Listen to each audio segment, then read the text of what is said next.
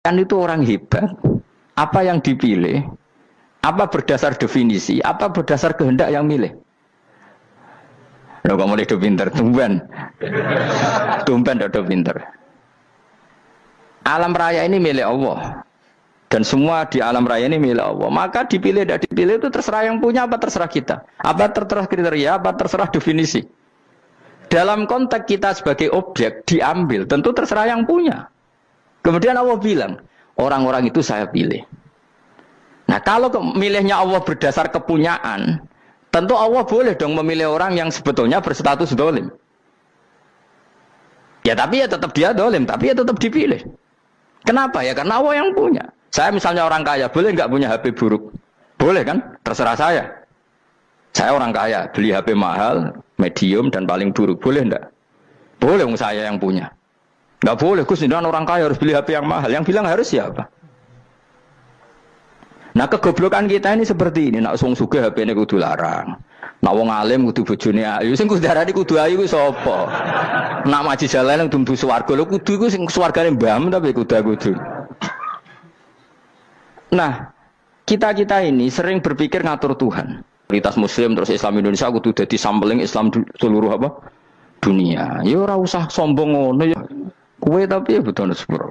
Enggak boleh doakan Nabi gitu, enggak boleh. Wa sholli ala sayyidina Muhammad wa ala alihi, enggak boleh pakai ighfir lahu. Masalah kita tahlilan apa alam donga iku terus kamu gunakan. Misalnya terjadi percontohan Islam dunia terus Nabi kapundhut ditalkin, nek ditakoki waman rabbuka piye. Terus Nabi warai waman nabiyuka. Mesti Nabi yo pro, lah aku Nabi coba takoki. Jadi kita ini sering kumo luhur karena kita mayoritas terus jadi percontohan Ora usah ngono. Paham ya napa? Ndak usah ngono, mayoritas saya, tapi ora usah GR jadi apa? Percontohan internasional. Mungkin kalau masalah Islam damai ya bagus, tapi itu kan tidak hanya Indonesia. Di mana-mana yang Islam damai juga banyak dan yang tukaran juga banyak. Toh yang tukaran nggak pernah maklumatkan diri ini percontohan janda. Ya biasa saja. Saya ulang lagi ya.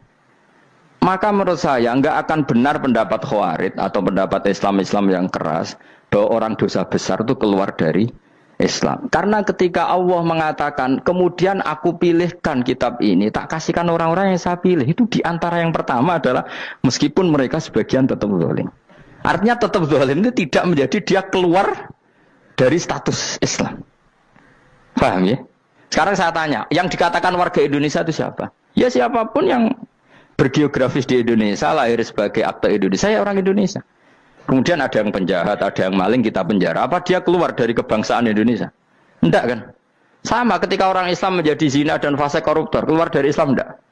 Enggak. Karena Allah tetap bilang famin. Apa? Famin. Jelas ya? Wes kayak ngarah Khawarij. Kenapa? Kalau Khawarij cara berpikir itu ekstrim. Setiap dosa besar itu mengeluarkan orang dari status Islam. Oh, itu bahaya sekali. Karena nanti kalau itu iya, kita akan kehilangan banyak orang nopo Islam. Makanya Nabi nanti ngendikan, saya berharap yang nanti masuk surga dari umatku itu separuh, 2/3. Itu kata ulama-ulama. Kalau kita pakai mazhab Khawarij, orang Islam itu tidak sampai 1/3. Karena banyak yang keluar dari Islam. Duwe keris gak Islam, duwe akeh gak Islam, nglakoni jimat gak Islam, nyekel patok gak Islam, dosa gede gak Islam, korupsi gak Islam. Terlalu banyak yang kita usir dari Islam. Lalu kita ngusir atas nama apa? Coba. Kalau atas nama Tuhan kamu tidak Tuhan. Atas nama wakil Tuhan, Tuhan tidak pernah mewakilkan ke Anda. Orang-orang mandate. Yang kita tahu dari Quran ya ayat ini, tsumma awrasnal kitabal ladzina astafaina min ibadina. Kemudian kitab ini tak kasihkan orang-orang yang saya pilih, dan orang yang saya pilih itu faminhum zalimul li nafsi, dan sebagian dari itu adalah orang zalim, dan itu jelas bagian dari itu. Artinya keluar apa masuk? Keluar apa masuk? Masuk. Meskipun ya yang zalim tetap berstatus zalim, kayak warga Indonesia, ini semua warga Indonesia. Paham ya? Yang maling ya tetap warga Indonesia, meskipun ya tetap maling. Jelas ya? Betulan torah gitu. Makanya ahli sunnah itu pendapatnya falam nukafir mu'minan bil wisri. Kita tidak akan mengkafirkan orang mukmin hanya karena melakukan dosa. Kenapa ya? Karena Allah bilang faminhum setengah sangking itu masuk bagian. Dan itu luar biasanya Allah disebut istofaina. Tetap orang-orang pilihan.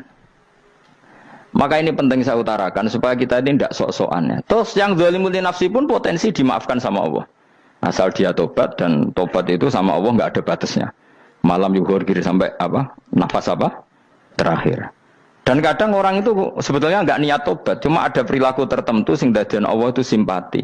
Itu juga banyak yang diterima tobatnya Allah. Makanya kata ulama-ulama itu, istighfar itu tidak syarat diampuni. Yang menjadi orang terampuni itu kehendak Allah. Istighfar itu bagian kecil dari syarat-syarat itu. Bisa saja orang tanpa istighfar tapi diampuni Allah. Misalnya Allah dawuh wa yaghfiru ma duna dzalika limay yasha. Itu bukan limay yastaghfir tapi limay yasha. Contoh masyhur kan, kamu pernah dengarkan ada orang nakal itu, mumisah itu ya kira-kira lonte atau apalah.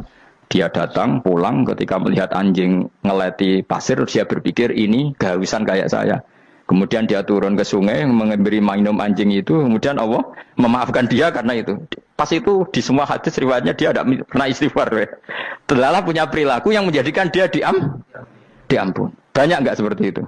Banyak, makanya wa yaghfiru ma duna dzalika liman yasha. Mayasa itu ya yang digedaki Allah. Bisa saja kalian ini sering istighfar tapi enggak dimaafkan Allah. Tapi delala punya satu perilaku yang cara Allah itu penting, kemudian dimaafkan. Kayak Saharatu Fir'aun, itu dia tidak pernah istighfar, tukang sihir Fir'aun. Dia diampuni Allah, dikasih iman tuh gara-gara jadi wong Jogja. Terus ngono tok. Jadi pas mau duel adu sihir. Iku dalah dekne mendingan ya. Qalu ya Musa imma antulkiya wa imma annakuna nahnul mulkin. Monggo jenengan riyen napa kula riyen. Dadi gara-gara dekne didikan Jogja niku. Lah wong ape duel, mestinya tarung itu semakin cepat mengambil kesempatan kan semakin menang. Ini sudah jelas tarung. Ngapunten jenengan riyen napa.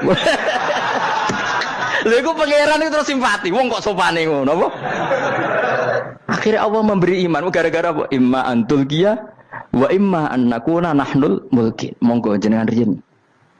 Lah Musa juga Allah juga gak terima kalau nabinya kalah sopan. Sehingga Allah memerintahkan Musa adalah sopan. Mboten jenengan mawon.